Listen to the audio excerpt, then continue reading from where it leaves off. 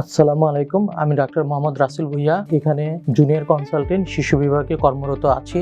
আমি আপনাদের কাছে আজকে একটা খুবই গুরুত্বপূর্ণ বিষয় নিয়ে আলোচনা করব, সেটা হচ্ছে শিশুদের ডায়রিয়া। ডায়রিয়া বলতে প্রথমত আমরা কি বুঝি? ডায়রিয়া বলতে আমরা বুঝি 3 বা তার অধিক সময় যদি পাতলা পায়খানা হয় সেটাকে আমরা ডায়রিয়া বলি। ডায়রিয়া সাধারণত 3 ধরনের, একটা হচ্ছে acute watery diarrhoea, persistent diarrhoea and dysentery. Dysentery আমরা তখনই বলবো যখন এই পাতলা পায়খানার সাথে ব্লাড যাবো, তখন আমরা ডিসেন্ট্রি বলবো। আর অ্যাকুট ওয়াটারি ডায়রিয়া বলবো যদি 14 দিনের কমে এই ডায়রিয়াটা থাকে তাহলে এটাকে বলবো অ্যাকুট ওয়াটারি ডায়রিয়া। আর যদি 14 দিনের বেশি হয় তাহলে এটাকে আমরা বলবো হচ্ছে পারসিস্টেন্ট ডায়রিয়া।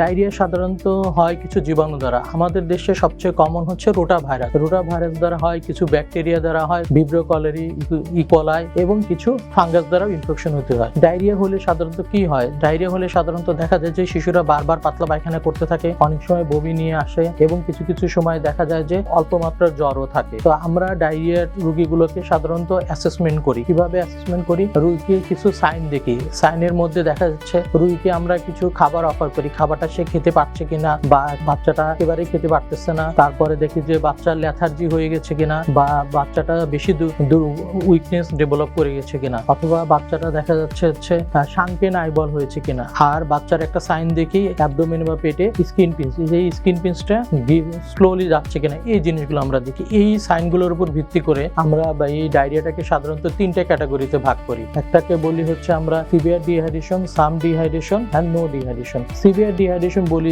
যদি এই লক্ষণগুলোর 2 বা তার অধিক যদি বেশি থাকে তাহলে আমরা বলবো হচ্ছে সিভিয়ার ডিহাইড্রেশন। মিরপুরবাসীর জন্য সুখবর, আলোক ফার্মার হোম ডেলিভারিতে ওষুধ পৌঁছে যাবে ঘরে, সঙ্গে পাবেন 5% ছাড়। অর্ডার করতে এখনই যোগাযোগ করুন আমাদের হোয়াটসঅ্যাপ নম্বরে।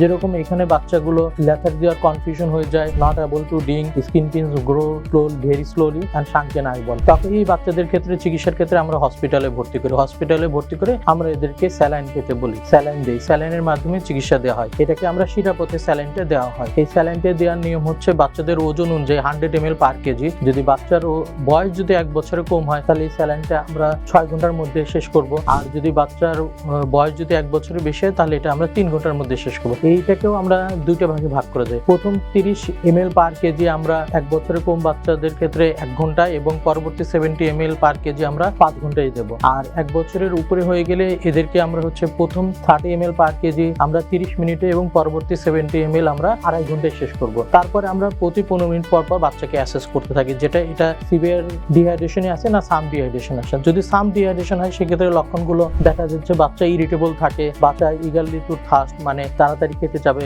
শাঙ্কেন আইবল থাকে, স্কিন পিঞ্চ গ্রোস স্লোলি। তো এই সাইনগুলো থাকলে তখন আমরা সাম ডিহাইড্রেশন। এদের ক্ষেত্রে আমরা বাসায়ও চিকিৎসা দিতে পারি, অনেক ক্ষেত্রে হসপিটালেও ভর্তি করতে পারি। এদের ক্ষেত্রে আমরা স্যালাইনটা যেটা দেই এখানে 75 ml পার কেজি 4 আওয়ারে দেওয়া হয়। এই ক্ষেত্রে বাচ্চা বেস্ট ফিডও করতে হবে, কিন্তু কোনো জুস খাবে না, কোনো শরবত খাবে না, বা সফট ড্রিঙ্কস খাবে না, বাইরের যে জুসগুলো পাওয়া যায় এগুলো বন্ধ থাকবে, কফি টি এগুলো কিছুই খাবে না, শুধুমাত্র মায়ের বুকের দুধ খাবে। এদেরকে আমরা 4 ঘন্টা চিকিৎসা দেওয়ার পর আবার অ্যাসেস করি। যদি দেখি যে না তার কোনো সাইন অফ ডিহাইড্রেশন না থাকে সেক্ষেত্রে আমরা নো সাইন অফ ডিহাইড্রেশনে বাচ্চাদেরকে আমরা চিকিৎসা দিয়ে থাকি। সেক্ষেত্রে আমরা শুধুমাত্র খাবার স্যালাইন দেওয়া থাকে, এইটাকে আমরা রিহাইড্রেশন করি। এর সাথে আমরা জিঙ্ক স্যালাইন দেওয়া হয়। কিছু কিছু ক্ষেত্রে দেখা যাচ্ছে অ্যান্টিবায়োটিকেরও প্রয়োজন হতে পারে, অনেক ক্ষেত্রেই অ্যান্টিবায়োটিকের প্রয়োজন হয় না। আমাদের ডায়রিয়া চিকিৎসার ক্ষেত্রে সবচেয়ে গুরুত্বপূর্ণ বিষয় মারা যেটা ভুল করে, স্যালাইন কিভাবে তৈরি করতে হয়। স্যালাইনটা ছোট হোক বড় হোক সবার ক্ষেত্রে একই নিয়মে বানাতে হবে। 500 ml পানির মধ্যে একটা পুরো প্যাকেট দিতে হবে। এটা 8 থেকে 12 ঘন্টা পর্যন্ত খাওয়াতে পারবে। আলোক হেলথ কেয়ার অ্যান্ড হাসপাতাল সুনামের সাথে দীর্ঘ 30 বছর ধরে এই অঞ্চলে কাজ করে যাচ্ছে। তাই পরিশেষে বলবো, আলোকের সেবা নিন, সুস্থ থাকুন এবং মনে রাখবেন সুস্থ জীবনই সুন্দর পৃথিবী। সুস্থ জীবন